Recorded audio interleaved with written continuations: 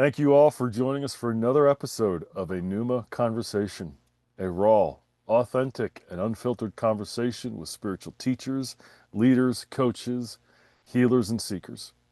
Get to know who we truly are beyond the polished world of interviews, social media, and podcasts. We are not perfect. We struggle too.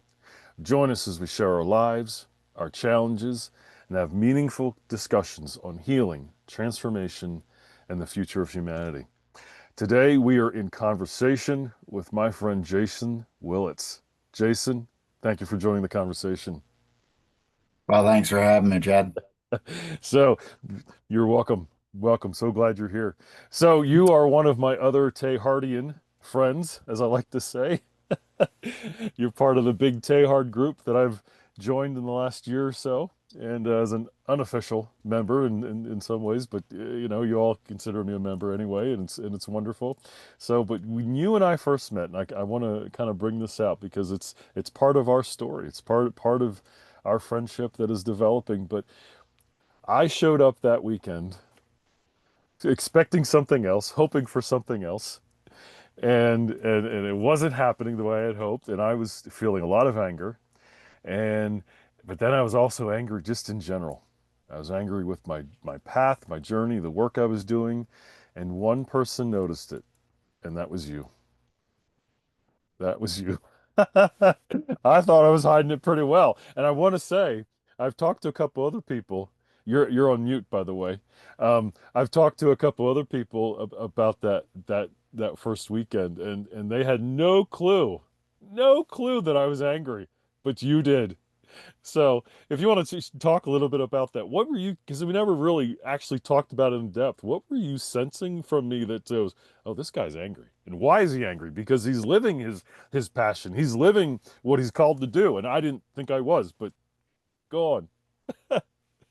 Right. I just had noted we had expected a speaker and Yeah, you had come a long way to meet this speaker in person, as it seemed that you had yeah, hoped. yeah. Um, and I don't know that I was the only one. I do believe Okay. that I do believe that Andrew's about as perceptive as I am. I know Andrew you've had probably him as did a too, but guest yeah, okay. Yeah, here yeah. on this show. So I may have actually been almost acting on his behalf in a way. Okay. Sometimes he's got a way of sometimes just communicating with me so that I can play Got it. just to smooth things out of, Yeah, just some dynamics going on behind the scenes or things that he's picking up on that he's just kind of sure. going, right, there's something, he recognized a dissatisfied guest is what he Yeah. saw. He saw that he had invited you to this. The American Tarot Association had invited you and a few other individuals into his kind of domain, and you had expected something different, felt you had paid for something different, felt you'd traveled for something different, and he wanted to make sure that that didn't lead to almost a very quickly, either this needs to be, hey, I'm dissatisfied, this wasn't what I expected, I deserve a refund and I need out of here, or I can Mm, make this work and I'm happy I'm here anyway and we can work through this. And that comes down to the relationship you have with the people yeah.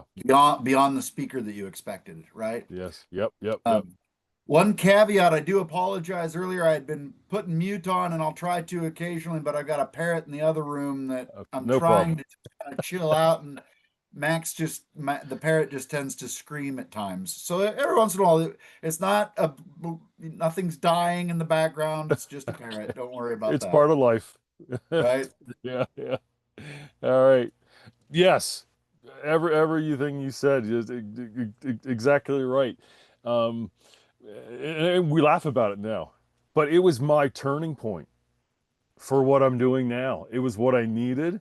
I needed to meet, especially you, and all of you, and I'm so glad I stayed that weekend. And so that's kind of come, just to give everyone a reference, that's kind of become the basis of how everything got started. With the Chad and Jason show, if we could say that a little bit, and I'm hoping that maybe somehow we could figure out, you know, you, myself, and Andrew.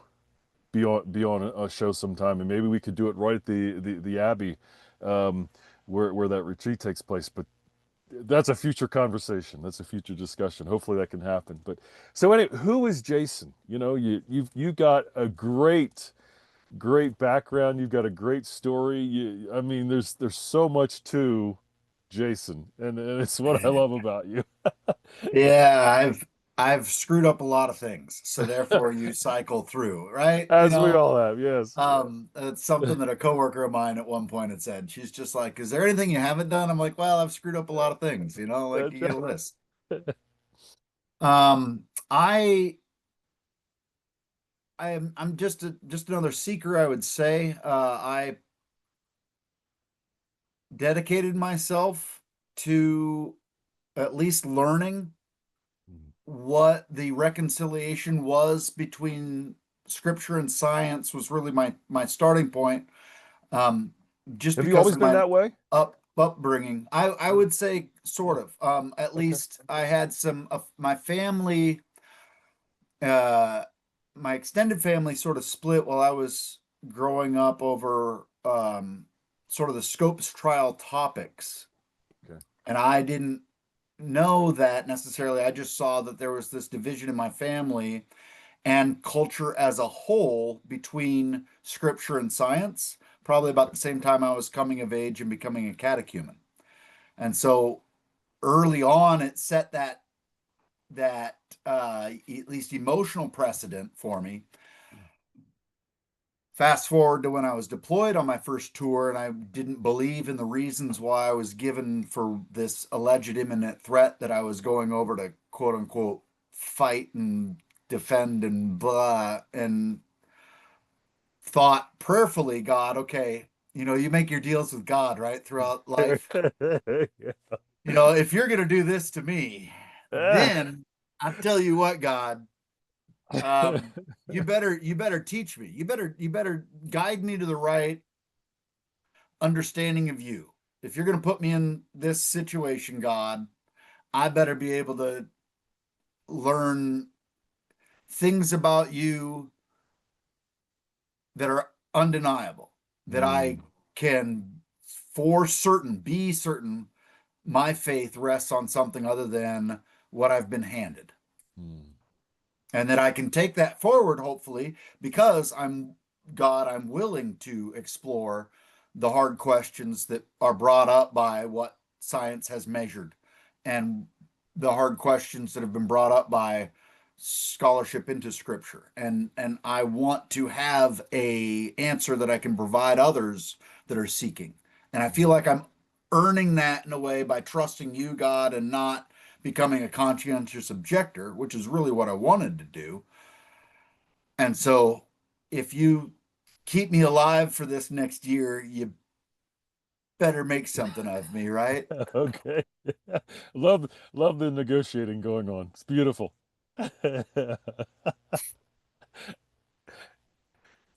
How far did that get you, that negotiating? I mean, it's still going on, It's right? still going to, here you go. No, I would say that within that year, I experienced a casual events, which synchronicity is what Carl Jung termed it, but events that are brought together in time that can't be explained casuality wise. You can't say linear time wise, this is why this happened. It just it there's just moments that are brought together that register Yeah. with kind of where you're at and what you're thinking. And those were so significant for me. And deployment I approached as a way to get away from the distractions enough that I could dedicate time to regular prayer or meditation. I could dedicate time to, in between the missions to try to grow. And so after that year, I think I had experienced just enough of that I went, okay, I'm willing to trust that my prayer is being answered. Beautiful. Beautiful. So you're now we're kind of jumping all over the place with your story, but that's kind of how your life is. So we Yeah, just got to right. go with it. So how long were you in the military? I did total of 21 years, primarily National Guard service. I Okay. think total active duty time, I think I racked up about five, but it would have been deployments and transition from those deployments and helping other soldiers transition from those deployments. Those would have been the 5 years. So Okay. Okay. And did you always feel a calling on your life even when you were in the thick of it in the military, if I can use that term? uh Because your calling's a maybe. little bit different than a lot of Yeah. us. But Well, I had read somewhere that if I had faith the size of a mustard seed, I could do right. really crazy Sounds things. familiar. And so I was like, I got that. No, I think I had always wished to live for something greater than myself. Hmm. Um, at a young age, that was both God and defend the country, Okay. or at least defend the Constitution. What I saw to be defend the country. And those are both as young as six. And, I came home from kindergarten or first grade and told my mom I was joining the military. So You come from a I know that military was family? no, Oh, so this was a no. complete surprise There type of. was, well, yeah, it was just, I mean, I didn't, I just had always wanted to be a soldier. I always wanted to wear a Okay. uniform. I always wanted to serve, uh, to have sort of a standard that I could mold my life to. Mhm. A standard that the greater citizenry had determined was the best standard, right? Yeah. And then I could become what in their mind was the best model citizen, maybe. Okay. Okay.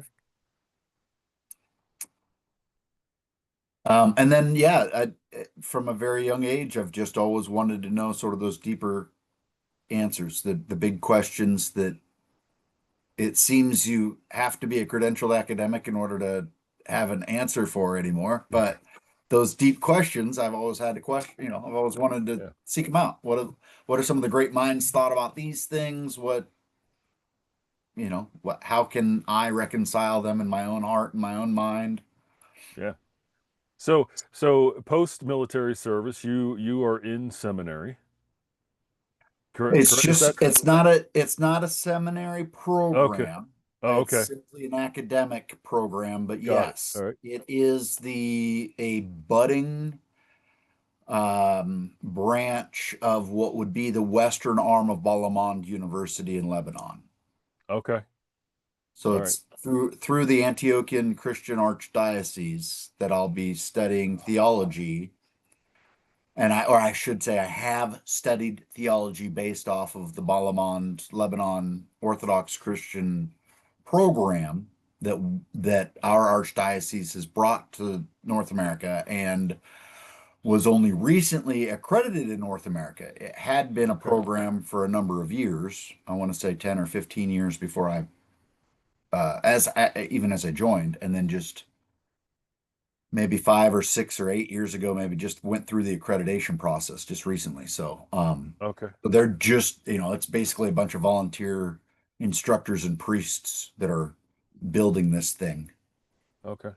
And what's your hope to do I, after I this? would just I want to publish in peer-reviewed journals. That's about it. Okay. I just Wow. I'm my thesis is on Genesis 1 through 3. My curiosity since I was 12 was on how that reconciles with science. I take the Scopes Okay. trial and I take Western thinking and I break that apart initially so that we can get back to a level playing field for what scripture is trying to say, and then go back to the scriptural language itself and what those terms mean and weave them together. So that was my thesis, and Uh, I've just waiting for that to be given the thumbs up by the proper approval authorities, and I'll have my master's in theology and go on to do great wow. things, I suppose.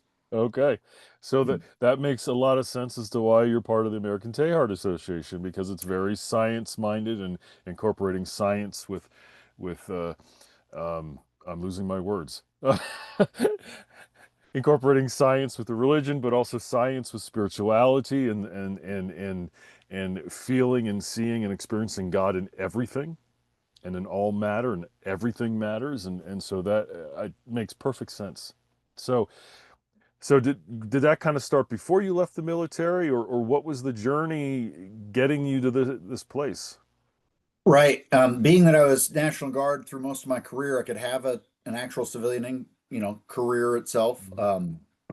And so I stumbled onto Teilhard probably around the same time I was being introduced to Orthodoxy, or uh, shortly prior to, maybe. But as I studied his works, I remember approaching my priest at the time and saying, and he had been raised Roman, so he had been Okay. raised in the um, Roman Catholic tradition, and he was familiar with Teilhard as a result of that. And I said, Father Don, I said, this guy's Orthodox. like this is Orthodox thought. This is an Orthodox way of thinking. This is an Orthodox Yeah. approach. Why is this? Yeah. So I thought that I could bring perhaps an Orthodox resource to the American Mhm. Teilhard Association as a member. But that what you describe as God in all, and yet not identifying the all with God, is what's called panentheism. Okay. And that is an Orthodox Christian perspective, is panentheistic, that matter itself is the manifestation of the spiritual reality behind it, and that just as iron in the hands of a blacksmith shoved into fire will always take on more and more and more and more and more properties of that fire without ever becoming fire, we too can take on more and more and more and more grace. Mhm. And that journey is called theosis, the theo, God being the awareness of God, the bringing about of more, if that's possible, more God, more godliness within this world of ours. So I saw Teilhard's teleological evolutionary perspective, so goal-oriented, purpose-driven evolutionary perspective, teleos being an endpoint. Um, I saw that being the theosis of matter in his own mind, but he didn't have that language. So I felt I Mhm. could sort of not only clear it up a little bit, adopt his language a little bit, but also bring in that early Christian perspective that gives his perspective a little credence, a little, if that makes sense, a little maybe Mhm. support. Yeah. Yeah. Yeah. So what led to this study for yourself? Just the family dynamic. I just saw it. I saw the culture wars ripping America apart after Scopes.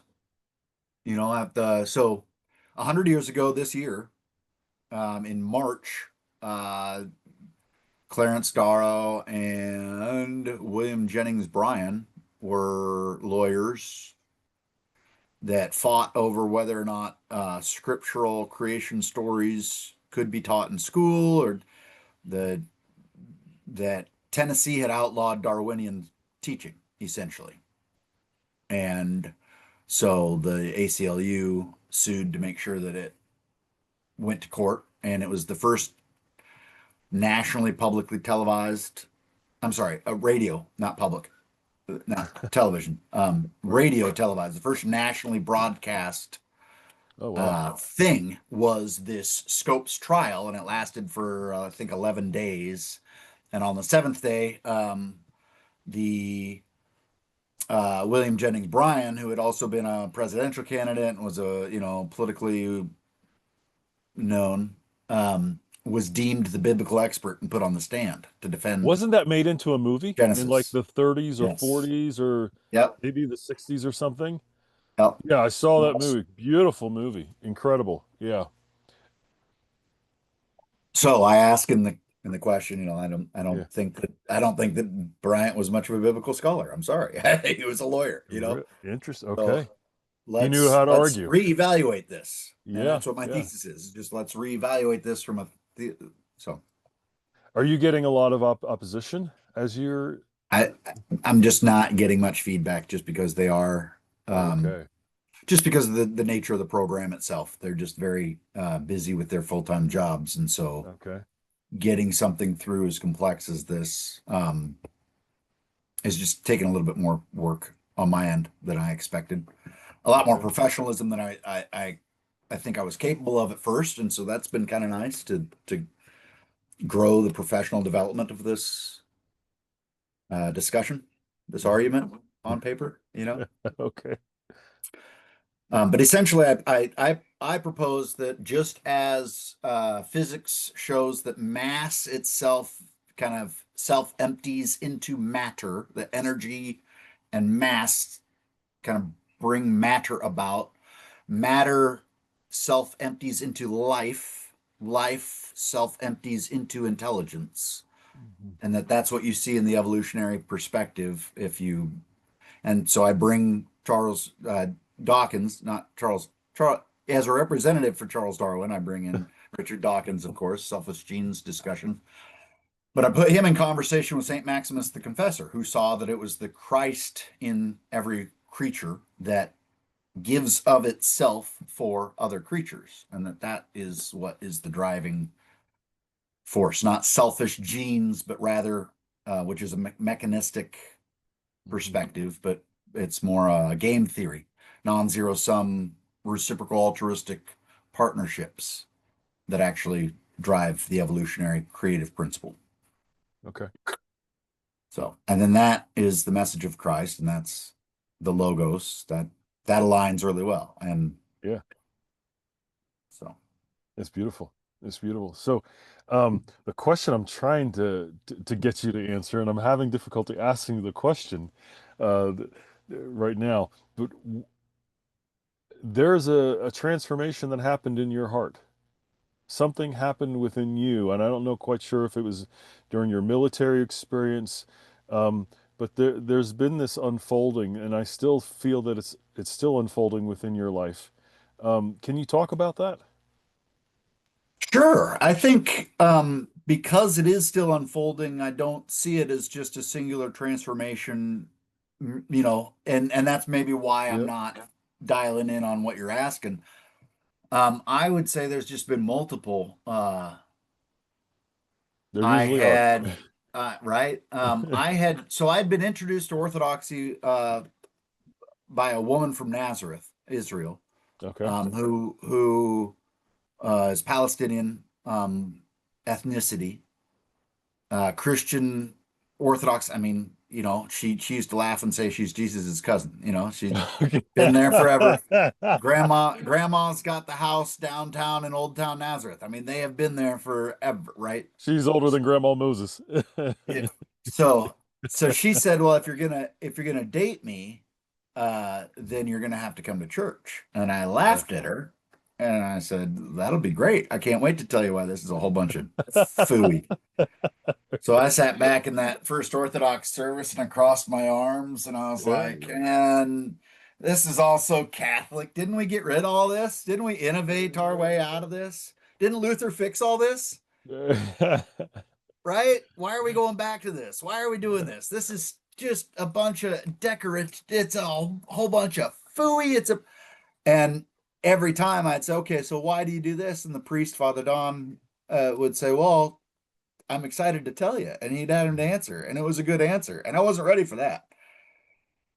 Like Okay. we inherited a tradition that had thrown out tradition in the name of cleansing it. Right. And so it couldn't remember why it did anything. You ask anybody why you do anything in most Western traditions, and it's, I don't know, that's why we've always done it. And that's the case with the Orthodox too, if you're cradle. If you're born into it, most of the time you don't ask the questions, but most of the converts you'll find within an Orthodox community are both, they're excited. They're like, Yeah. I can't wait to tell you everything. Let's start with 325 AD and go from there, That's right. right? Yeah, yeah, yeah, yeah, yeah. But there's good reason behind every Mhm. single thing. And it Yeah. required me to shift my Western thinking. And in doing that, I met a Christianity that I could get behind. Mm. And I've learned that most the conversations I've had, most people, when they reject Christianity, and the Christianity that I had rejected as a youth was the legalistic, transactional salvation concept of Christianity. And thankfully, that isn't the first 1,000 years of Christianity. It wasn't until Anselm of Canterbury that Roman law that was applied to this concept of salvation. Before that, it was model Christ in the world. The closer you get to modeling Christ in the world, the more saved you are. Keep practicing. Go to the hospital every week to get recharged, right? Get back to the community. Get back to transparent, open, confessionary, spiritual nudity among these people saying, I suck. Can you help me suck a little less? Yeah. So what was So let's go back to your heart. What was happening in your heart back to this woman that took you to church, and I was just usually a grateful woman. that I was grateful that there was a reason behind everything. Ah, I'm okay. I'm one of those I'm one of those that like you give me a good reason for anything and that's the only way it's going to be done from then on, right? Like you give me a good so a great example right behind me you can see the icon of the meeting of the angels meeting Abraham, right? And in Okay. the under the shades of Maramar or Marm. It's the only Orthodox icon of the Trinity allowed. Mm, In if you look at an Orthodox icon, you'll notice that the noses are a little long, the fingers are a little long. It looks just weird, right? You're okay. going, it's just odd. Some people call it cartoonish. Some Okay. people, and I used to say the same thing, right? And I'd say, okay, Mhm. well, it's because they're not using the perspective that we're accustomed to in the West. We see art and we expect a representation, right? We want that disappearing point that in the horizon to go back into the painting, right? So that everything's three-dimensional and it meets back and it looks normal and it looks like it's really the artist has just recreated what God made anyway. So look at me, I'm such a great artist. Woo, yay, right? Yeah. Behind every piece of art is an ego. Behind every Orthodox icon, it's an inverse perspective. So the entire icon is meant to speak to you. The Mm, disappearing point is in your own heart and your own soul. So on this particular icon here, you can see that the three angels are garbed differently. So you have the one that is in gold is the Father, it's the representative of the Father. The other two are deferring to the Father, the Son and the Spirit.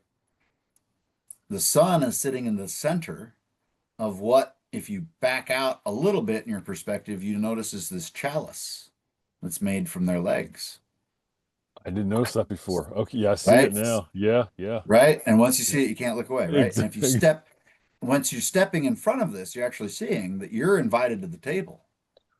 That's beautiful. This table right here is actually, there's a fourth chair just waiting for you. So it's you read icons. Icons are written. They're not Hmm. things that you so we venerate them. We interact with them. They are Yep, yep. the Greek concept symbol is to bring two realities together. It's symbolo, the bolo being the old hunters, the two rocks on a string. Okay. So it's a physical representation of a spiritual reality behind that physical representation that they're brought together. We in the West are accustomed to what's known as illustrative symbolism, which is rational and it's actually pointing to an absence, right? This isn't the real cross. The real cross was 2,000 years ago, black in the day, blah, blah, blah. And I can't access that real cross. So this is a cool painting that I put together that, yay, me, looks like the cross, right? Yeah. That requires a chronological linear time concept. There's also the concept of always now. There's always now. There's the ever present chirological kairos now. And in the time of now, I can interact with an icon that, because of its perspective, it interacts with me as well. And I am learning a lesson. I am spiritually participating in whatever it is this icon is representing and whatever I am drawing out of it and out of that interaction. And that all is requiring me to be prayerful. It's requiring me to be still. It's requiring me to be aware. It's requiring me to be in a spiritual state that I would not get if I were just staring at some artist recreation of an absent symbol, you Yeah, know? yeah, yeah. One of the things I love about you, and one of the places we connect, is the history of the church. And you articulate it so much better than I do. So, but it's all but you're living it. You're embodying it. I mean, you're studying it, and so it's easier for you at the moment. But I love how you also, and you just did a minute ago. Um, there was a time that the church was inviting us to experience what they were teaching. And you just brought it out again in the picture you just illustrated for us so beautifully. Um, yeah, there was an experience that the early church was trying to inviting us to be a part of, and we have lost that. And this is where what you're doing with your life and the ministry that, for lack of a better word, ministry or whatever, in the work that I'm doing, where we connect. We're inviting people to experience the divine, the sacredness that's always been there, but we've forgotten. And I love how you beautifully articulate that. I, I wouldn't be if that journey wasn't there, I wouldn't be able to. Like that, like Right. you and I would say that yes, perhaps in the West you guys have lost that. We haven't. Hmm. The Orthodox Church, it's still you walk in and you are swept away. You're back to a timelessness that Yeah. I've visited the Holy Land. I've visited Nazareth. I've visited Greece. I've visited these and gone to these Orthodox churches. I've visited Sao Paulo, Brazil, and you go to an Orthodox church and it's the same iconostasis. The icons that are written all over within the walls are going to be unique to that place and unique to the lessons they want you to learn and why you want to learn them and how it lays out with the architecture inside of that church. But there's always going to be a specific iconostasis is going to be very specific because that just doesn't change. They and every one of those things has a spiritual reality behind its placement, behind its work, behind its everything. So you get in there and you feel like it's a hospital rather than a courtroom. Mm. You get in there and you feel that it is a participatory practice rather than just something you check in with once a week for about an hour, maybe. You know, like my uncle calls it church overtime. He'd be complaining if the sermon went longer. He's like, "We're getting into church overtime here in a little bit, folks." You know, like Yeah. for so many people, that transactional mentality is, I've already Yeah. accepted the gift, so now I just need to go in and show it once in a while, and it In the becomes a Western church, very yeah, in the Western church, it's because the Western church will say, yes, there's an experience. But when they're living their lives and when they're articulating what's happening, it's more of a head. I'm going to recite my articles of faith. I'm going to recite my doctrine. I'm going to Mhm. re, I'm going to, force it down your throat because you have to articulate as well as I do. And it's like, okay, that's great, but where's your heart? How is what you're telling me transforming your life? And the Western church doesn't do that. And when you're sharing your church, when you're sharing your faith with me in our private conversations, you do that beautifully because that's the Orthodox Church still does that. They never yeah, stop it's doing it. I'm only articulating what I've gone through already. Exactly. Yeah. Absolutely.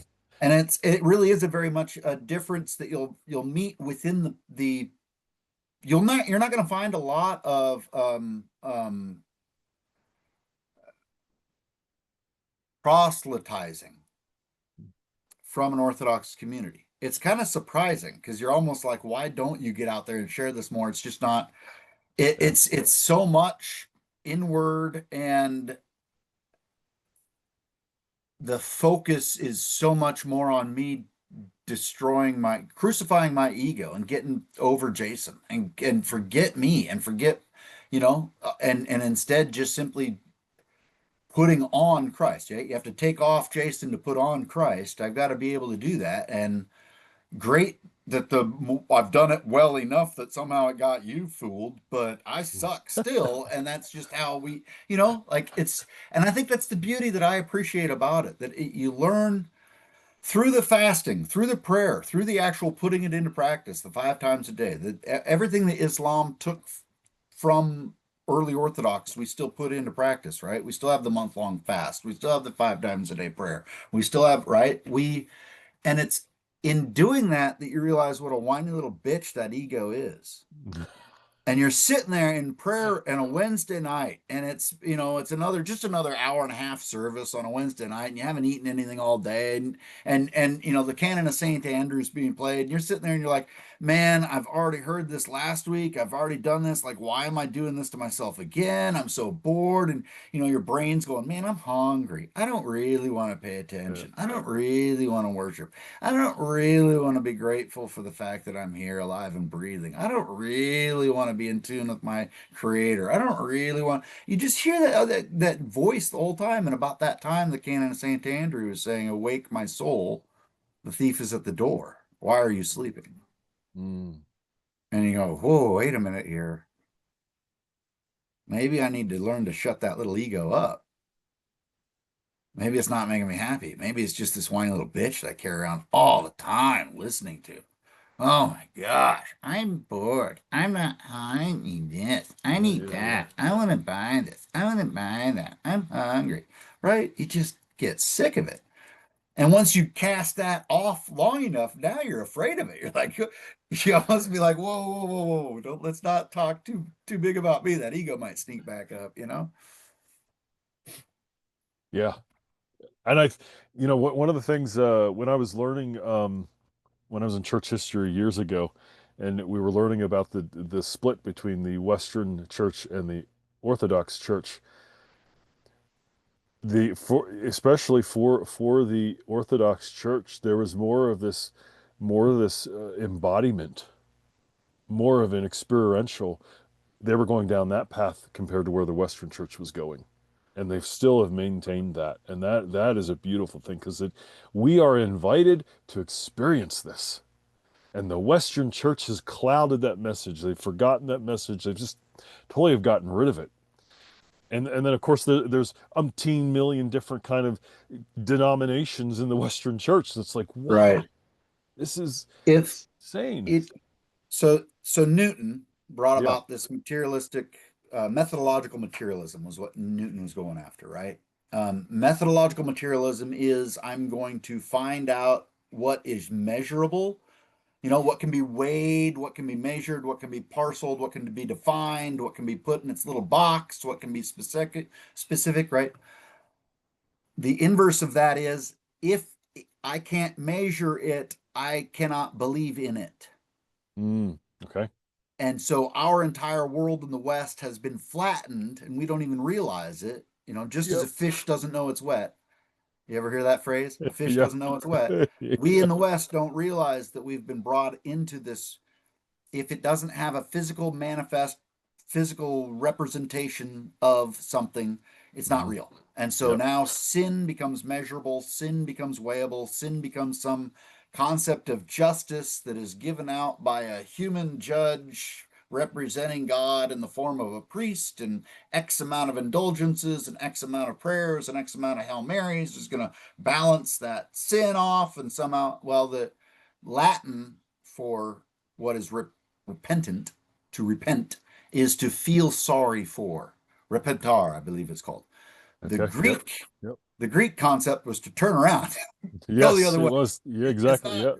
it's not feel bad. It's It's change your behavior. yep. It Yep. is do the opposite of what you have been doing. Yep. So if you're motivated by that ego all the time and you're motivated Mm. by that me, you're never going to find satisfaction at all. Well, I need to turn around and say, okay, I've been created in an image and a likeness. And I've been told, commanded by Christ, if you are mine, you will do this. After he's washed these other disciples' feet, like, let's see if there's happiness in service. Let's see if there's happiness in modeling Christ as best I can to the world rather than seeking out what Jason wants. Yeah.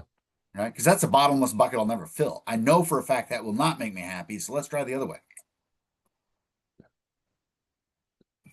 Beautiful.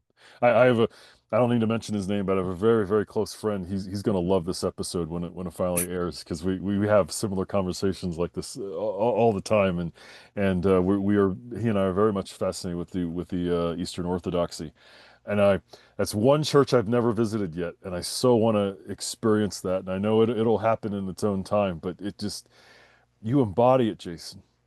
You are living it, and I love it.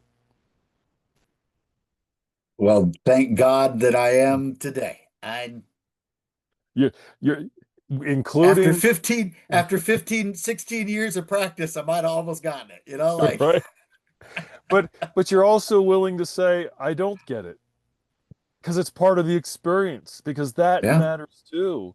The mistakes, the slip ups, the whatever, it all belongs. It's all part of the spiritual experience. It's all part of getting close to God, in this instance. Um, yeah, you just I love it. I love absolutely love it. You're doing it. Uh, and to that point, in a way, to go back to this woman, I mean, if you asked, Yeah. unfortunately, if you asked these women that introduced me to Orthodoxy, she would say, "Anta khara kelb," right? This guy's dog shit, which is a bad thing. Arab community, you don't have dogs; those are considered strays. They're Okay. illegal in the Quran. Oh So, wow. Arab community, you don't have dogs to begin with. What you do have roaming the streets are just strays at all, and Mm, I was unfortunate that I got into that relationship assuming that there was some deficit that I could fix, right? In the Western way of hyper individualism, I can yeah. show her how to be her own person instead of just representing her family, right?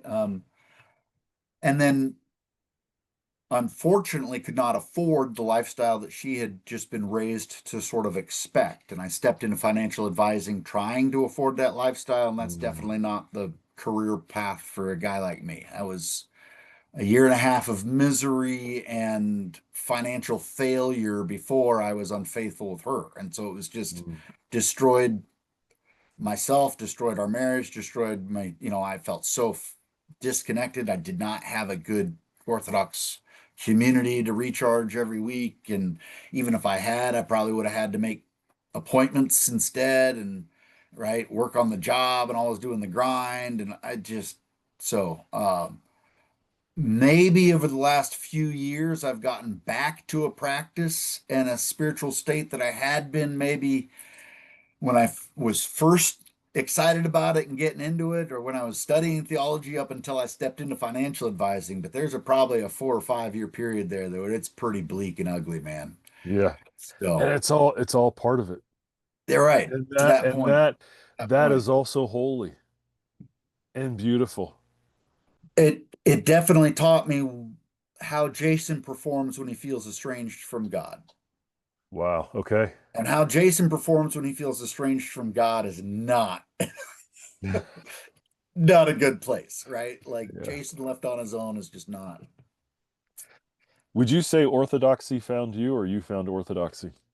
No, definitely Orthodoxy found me. I was like I said, Okay. I laughed at it. I saw this beautiful woman and knew just enough Arabic to get me in trouble. And she dared me to come in, and I thought I could prove it wrong. Right. The only reason I stepped into it was to question every bit of it Sure, sure. because I'd been raised Lutheran and I thought we'd innovated our way out of this, right? I thought we'd fixed it all, right? Didn't we get rid of all this Catholic stuff? Right. Like, why is all this decoration stuff here? Why is all, and I wasn't accustomed.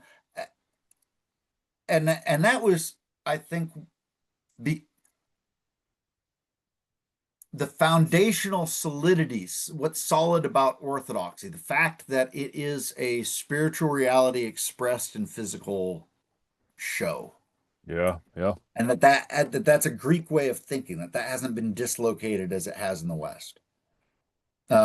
I wouldn't have been able to get behind it if it didn't have a good reason. But everything has a good reason. And so it's like, cool. All right. Yeah, Now I can get behind the whole thing. All right. cool. Very, very cool. Jason, as we come to the end here, this is going so fast, but I love talking to you, talking to you. What's your biggest struggle? Speaking too much, Not you. right? Yeah. It's easy. Anything I say, it's been read before. It's not anything that Jason's ever come up with, right? I'm well read. I'm not smart. Unfortunately, I want to share all of that the minute I have a question because There you are. oh, Now you're back. Now you're back. oh sorry. Yeah, yeah, yeah. What we freeze on? We froze on something about reading. You're pointing Yeah, towards your so books. I'm not a very intelligent person. I'm not smart. I'm just well read. Okay, that option's Okay. open to everybody, right? But I'm 20 Yep. years ahead of the game. So any question you have for me, usually I want to share all of it, you know, Yes. because to Yep. me it all's connected. I need to dump all the data in order for you to understand just why, blah blah blah. So I have a hard time just shutting up and listening. Always have. Mm. I think a lot of us can relate to that. But you also know, even though that's your struggle, you still know how to do it too. Because I've experienced when you have just shut up and listened, and especially when we talk about Pneuma, Hmm. when I say this word, even when I say it now, I feel this stillness just completely go through your being. Mhm. And you connect with Numa just as much as I do, and this is I love this word. It's what I do. It's how I live. It's you know it's what I yeah, it's what I do, and now it looks like I'm going to start getting paid for it, which is an even better thing too. So you know um, uh, yeah, I don't know where to go with that, but it just you live it so I beautifully. You live life your beautifully. That's it. your choice of pneuma is so just such a powerful word. I think that I know the Greek, I know the background, I know the breath, I know the Genesis, the Hebrew, the fact that the Genesis 1, 2, you have this breath it's almost an in breath. Okay. The original Yeah. word is almost it's a womb out Hmm. of which the Yes. breath and the word are carried. Not just some hovering thing like beyond, yes, it's beyond creation, but like, yes, there is a hovering, but that hovering in its original context is womb like, it's in breath like, it's an inhale. Um, and the And that's where our creation, creation started.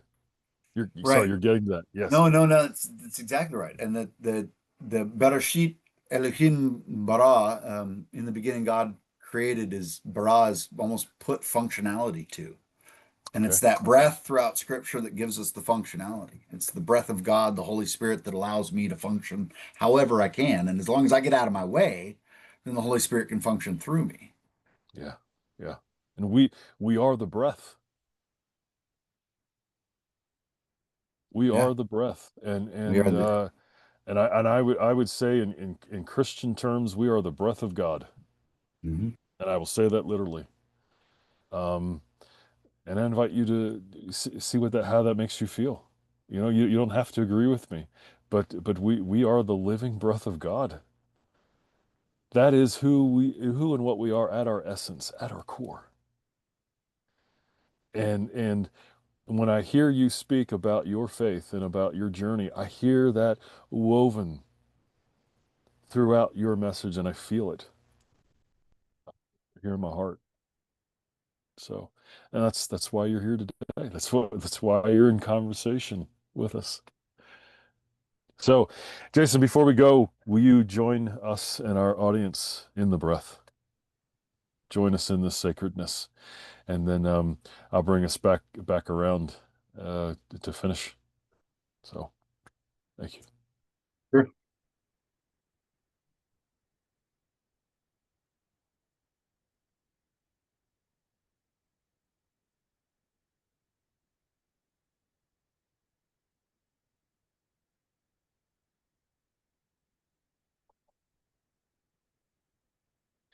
And as we open our eyes and come back together, we bring this breath, this sacredness to every area of our lives. Jason, thank you so much. This has been a treat. Thank you, Chad. This has been great. This is this episode's been a little different, been a lot of theology and everything else, but it all belongs and it's all beautiful. And I mean this is tugging at my heart and I love it. And so it's not any different than any other episode we have had so far and will have. But Jason, thank you so much for being here. Thank you, Chad. Yeah. And all of you, we will catch you in the next episode.